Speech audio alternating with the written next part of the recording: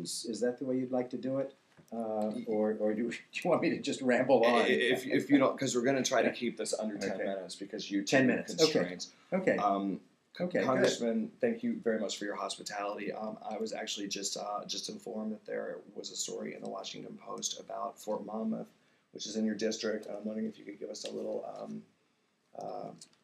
tutorial about that. Sure, Jay. Happy to be with you. Mm-hmm. Happy to be with Blue Jersey. I'm a big fan, as you know.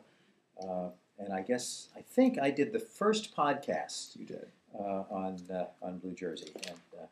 And yes, there's been a series of articles in the Washington Post about IEDs, these improvised explosive devices, and the deadly toll that they've taken in American soldiers and civilians and others in Iraq, and especially in Iraq.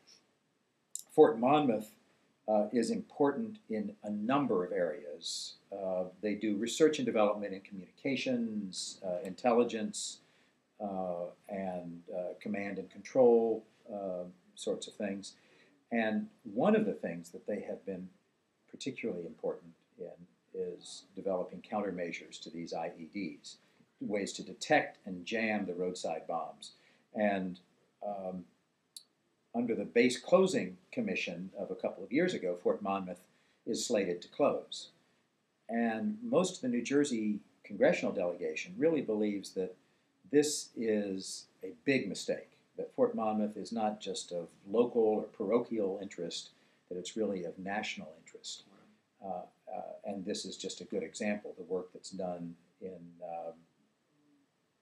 detecting and disarming the IEDs. And if that work is interrupted by a closure of Fort Monmouth, as key people quit rather than make the move to Maryland, or if key work is left unfinished or interrupted by the move to Maryland, that is, I think, a serious matter. And so we've been fighting the closure of Fort Monmouth for a number of reasons, but that's certainly one of them.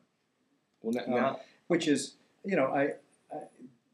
I approach my job with from the New Jersey perspective, which is not to say that all of my concerns are parochial, but it is rather to say that I can best inform myself about what is important in the lives of people by listening to the people to whom I'm closest, which are the residents of central New Jersey. And Fort Monmouth is a good case in point. To understand how we need research and development, really in every aspect of our society and our economy, but also in our national defense. And to interrupt it at one of the central Army R&D facilities would be a big mistake. Well, like most progressives, the war itself is a really sore topic, and it seems like it's sort of going on indefinitely. And what this article suggests in the Washington Post, as Fort Monmouth assumes a really important, critical role in protecting our soldiers who have to be there indefinitely from these IEDs. I didn't know that before. Yeah. So this is and of course this discussion is somewhat apart from the bigger discussion, the central political and moral issue of the day, which is this ongoing, seemingly endless war. Ill-advised from the beginning, but more than just a bad decision. I mean, it is harmful to us in so many ways. It's not making us, the Americans, safer. It's not making the Iraqis safer. It's making the world less safe, and we've got to stop it.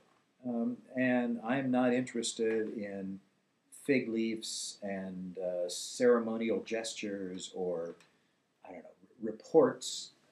I think what we've got to do is begin immediately removing our troops from combat, from this quagmire, and that's not a bad word, of combat.